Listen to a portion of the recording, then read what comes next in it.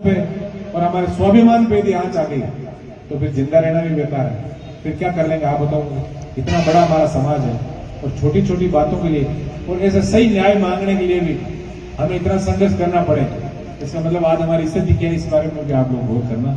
क्योंकि मरुधर जो है ये मारवाड़ पे सारी निगाहें टिकी हुई देश और प्रदेश की कि कोई सशक्त नेतृत्व यदि कोई किसान कौम का आएगा तो कभी न कभी मारवाड़ की धरती से आएगा। इसलिए ये आपसी खींचतान को छोड़ो।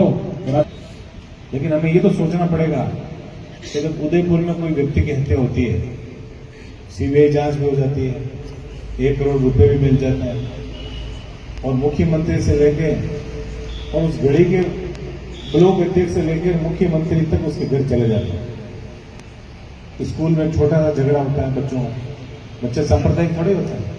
बच्चा चाहे आपका हो, हमारा हो, अल्पसंख्यक समुदाय का हो, किसी भी जाति का हो, बच्चा मुझे नहीं लगता सांप्रदायिक हो सकता है। सांप्रदायिकता से हिंसा करते सब आप मान सकते हो, क्योंकि यहाँ लगभग आप पढ़े लिखे व्यक्ति यहाँ बैठे हैं।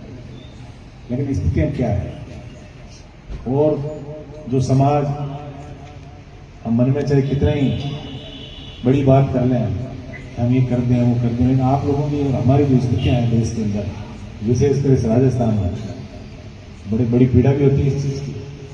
क्योंकि हम जिस रास्ते चलना है उस रास्ते में हम चल नहीं पा रहे। ऐसे मामले में कम से कम तमाम विचारधाराओं को छोड़ के, चाहे राजनीतिक विचारधारा हमारी अलग हो सकती है, लोकतांत्रिक देश है, लेकिन ऐसे मामले में तमाम विचारधाराओं को छोड़ के और आज इस आंदोलन का नेतृत्व उन लोगों को करना चाहिए था जो बड़े बड़े सपना देखकर राजनीति के अंदर आगे बढ़ने, तो समाज को सही दिशा में लेकर चलने की बात कर रहे हैं।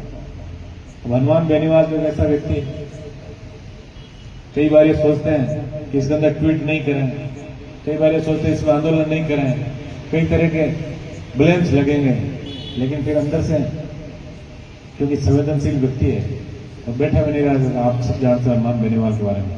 पीड़ा चाहे किसी भी समाज की हो, हनुमान बेनीवाल वो व्यक्ति है जो हर समाज की किसी भी व्यक्ति की यदि पीड़ा होती है और जिसकी आंख में आंसू देखता है तो निश्चित रूप से अपनी संवेदनाएं उस परिवार के प्रति, उस घटना के प्रति हमेशा उन्होंने जाहिर की। और निश्चित रूप से अच्छे जनप्रतिनिधि का कर्तव्य भी है, हमारा राजधर्म है। हमको एहसान नहीं करें समाज पे कि हम आए आंदोलन का हिस्सा बने, आप लोगों को न्याय दिलाएं।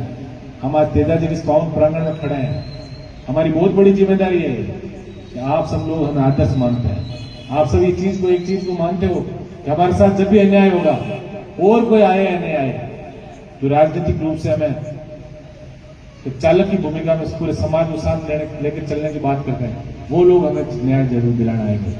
आज सबसे बड़ी बात तो मैं सबसे बड़ा धन्यवाद तो आप सब युवा साथियों को दूंगा।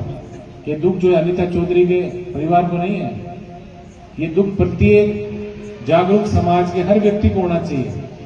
यदि हम संवेदनशील नहीं रहे, संवेदनहीन हो गए समाज के अंदर, तो आने वाले दिनों में हमारे हालात क्या होंगे, इसके बारे में आप सबको बहुत गहराई से सोचने की आवश्यकता है। ठीक है, हम लोकतांत्रिक तरीके से हम भी नहीं चाहते कानून व्यवस्था बिगड़े, सही बात है। इससे भी समाज हमारा भी, बच्चे जो नई पीढ़ी जो हमारी तैयार हो रही है, लेकिन कहीं ना कहीं ये जरूर है कि हमारे नेताओं ने हमें लड़ना से बुला दिया। सड़क पे हम लड़ नहीं सकते, हम फेसबुकों पे सिर्फ एक दूसरी पार्टी की विचारधाराओं से लड़ते रहते हैं, जबकि हमें कहाँ लड़ना चाहिए, किस जगह हमारी लड़ाई की आवश्यकता है। तो धन्यवाद होगा सरपंच साहब को, इनको। आज धनी दौरी कौन है हमारा? आज मैं कह रहा हूं, किसी घर पे जीवन हो ना तो भी 100 नेता जबरदस्ती उसके जीवन में आएंगे। क्या यहाँ उनकी ड्यूटी नहीं थी कि आके आप लोगों के और इस परिवार के आंसू पहुंचने का प्रयास करें? ये चीजें आपको सोचने की बहुत बड़ी आवश्यकता है। मैं तो इतना ही कहूंगा, अभी भी समय है, आप लोग समझ लो, वरना कोई पूछने वाला नहीं है। क्या मांगिया मांगने से मौत भी नहीं मिलती और रोने से कोई राज भी नहीं देता। ये आपने सब सुना इन बातों को। तो हम जब मजबूत होंगे तब कहीं ना कहीं हमारी बातें नहीं मानी जाएगी। आज ये स्थिति हो गई, ये महिला यदि जाट समाज की नहीं होती, मैं बिल्कुल खरे शब्दों में कह रहा हूं, ये महिला यदि जाट समाज की नहीं होती तो करोड़ नहीं 5 करोड़ रुपए भी सरकार देती है और सीबीआई जांच भी होती और जो भी मांगे थी वो सारी बातें माननी पड़ती। लेकिन मैडम ने इस बात की है, इतना बड़ा समाज जो 22-23% होने का दावा हम लोग करते हैं, लेकिन आज स्थिति क्या हमारी किसी छिपी हुई है। और मैं तो धिक्कार उन लोगों को करता हूँ जो प्रशासनिक अधिकारियों के रूप में हमारे समाज के लोग बैठे हैं और जो दोगली राजनीति करके जो ठेका लेके बैठे हैं, चाहे वो भले SHO हो, चाहे SP हो, चाहे DG IG किसी की जो भी हो, हम भी हमारे क्षेत्र में ऐसे लोगों से लड़ रहे हैं। हर व्यक्ति चाहता है बस मेरे बच्चे अच्छे रहें, मुझे अच्छी जगह पोस्टिंग मिल जाए, जहाँ बढ़िया मिठाई हो उसको हम जीमते रहे, कोई समाज से मतलब नहीं है। जब व्यक्ति सक्षम हो जाता है, समाज को तभी आवश्यकता पड़ती है जब वो सक्षम हो जाता है। आज भी जब सक्षम नहीं होता तो समाज को क्या दे सकता। आज हम सब खड़े, हम समाज को ये दे सकते, हमारा समय दे दें, आंदोलन के हम अंदर हम नारे लगा देंगे, लेकिन समाज को असली आवश्यकता है प्रशासनिक पदों पर बैठे उन लोगों की है जो आज समाज के नाम से बहुत ऊंचे पदों पर पहुंचे। आज अच्छी अच्छी इनको फील्ड पोस्टिंग कमिश्नरेट में किस लिए मिलती है? उनको इनाम इसलिए मिलता है कि ऐसी यदि कोई घटना हो गई तो इन लोगों को यहाँ लगा और ऐसे मामलों को रफा दफा करो। ये बड़ी विडंबना है इस प्रदेश के अंदर। तो मैं तो इतना निवेदन करूंगा आप सब लोगों से, आज आप मुझे पता बड़ी संख्या में आए हो और हनुमान जी का आदेश हुआ तो भाई आपको वहाँ जाना है जो भी। और मैं विशेष रूप से विचारधारा हमारी अलग हो सकती है, पुखराज जी भी पहले हमारे परिवार के सदस्य रहे लंबे समय तक और इनका मार्गदर्शक हमेशा हम लोगों को मिला। आपको ताजुब होगा, ऐसा कोई जिला नहीं रहा। मुख जी ने जो बात करी है बड़ी गहरी बात की, आपको सोचने की आवश्यकता है कि हम प्रतापगढ़ में न्याय दिला के आ जाए, हम गंगानगर में न्याय दिला दें किसी पीड़ित को, उदयपुर में हम न्याय दिला दें, और मारवाड़ के अंदर हम एक जाट की बेटी को न्याय नहीं दिला पाए। ये हम सबके लिए डूब भरने की बात है, चाहे हम कितनी बड़ी बातें कर रहे हैं, लेकिन आज स्थिति क्या है उस स्थिति को सोचने की जरूरत है। आप बड़ी गहराई से इस बात का मंथन करना। और युवा साथियों से विशेष अपील करूंगा, सोशल मीडिया पे लड़ने से कुछ नहीं होगा कि किस शेरनी ने क्या कहा, कौन सा शेर क्या बोल गया, उससे अपने को कोई मतलब नहीं है।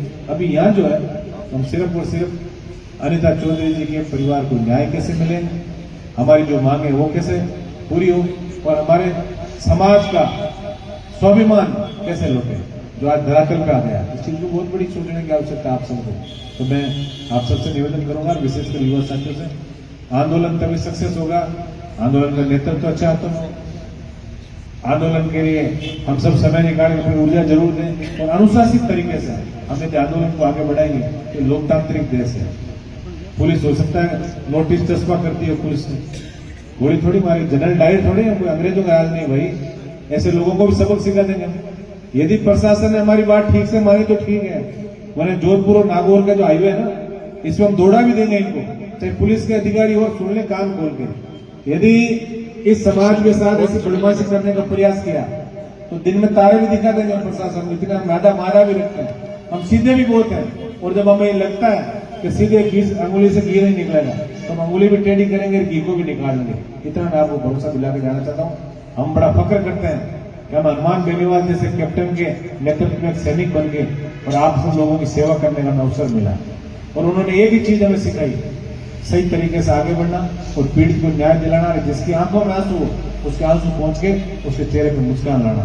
तो मैं इतना मेरे युवा साथियों से विशेषकर अपील करूंगा, यदि आप लोग, ये बहुत बड़ा मामला है, छोटा मामला नहीं है कि किसी की इस तरह से नरसंस हत्या करते हैं, और बड़ी मजाक की बात है।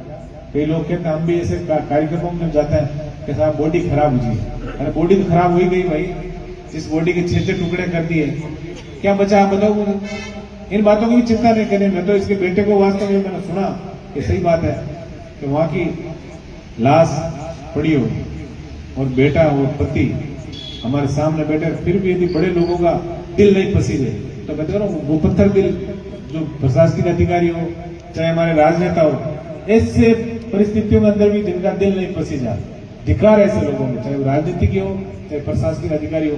हम अभी बात भी करेंगे एक बार, और आगे जो भी रूपरेखा है, क्योंकि हम सही बात है कि हम भी चुनाव के अंदर, आपको पता है पड़ोस में चुनाव है, पूरा सरकार चुनाव लड़ रही है और देश के तमाम जो नेता है वो सारे वो आए हुए हैं। हम भी समय नहीं निकाल पाए, उसके लिए हम क्षमा चाहते हैं। लेकिन इतना भरोसा इस जोधपुर की धरा पे आपको देके जा रहे हैं हनुमान बेनीवाल जी की तरफ से, तो जब तक आपको न्याय नहीं मिलेगा, अभी हम बात भी करेंगे और यदि हम रूपरेखा बनाकर फिर इस आंदोलन को हाथ में लेंगे, फिर आपको संघर्ष करने की ज्यादा आवश्यकता नहीं पड़ेगी।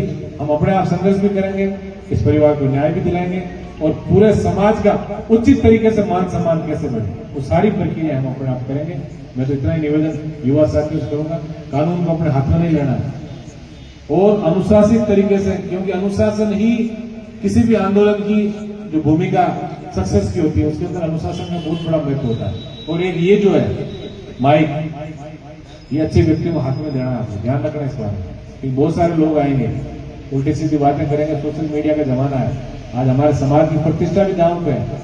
कोई व्यक्ति और उसको मीडिया वाले ज्यादा हाईलाइट करते हैं, आप लोग देख रहे हो, क्योंकि ब्रेन स्ट्रोमिंग और नेगेटिव चीज से अपनी टीआरपी बढ़ाना, ये कई मीडियाओं का भी काम हो गया आजकल। नेगेटिव बात, पॉजिटिव बात को नहीं छापेंगे, पॉजिटिव बात को अखबार और चैनल पे नहीं चलाएंगे। जरा सी भी नेगेटिव बात हो गई अपनी टीआरपी बढ़ाने के चक्कर में और ऐसे सांप्रदायिक सद्भाव हमारा खत्म करने के लिए। हम तो वैसे ही लुटे पिटे हैं, कौन सी जाति हमारे साथ रही बताओ आप मुझे। ये सब इन्हीं लोगों की देन है और हमारे भ्रष्ट अधिकारियों की, जो सिर्फ पोस्टिंग के चक्कर में हमारे समाज के साथ धोखा करते हैं। ऐसे लोगों से भी हमें सावधान है, हमें डरना नहीं है। लोकतंत्र के अंदर डरने की कोई आवश्यकता नहीं है। जितने सिर एक जगह इकट्ठे होते हैं समझो आप न्याय मिल गया। और आज बड़ी तादाद में युवा साथी आए तो निश्चित रूप से आप लोगों को न्याय भी मिलेगा।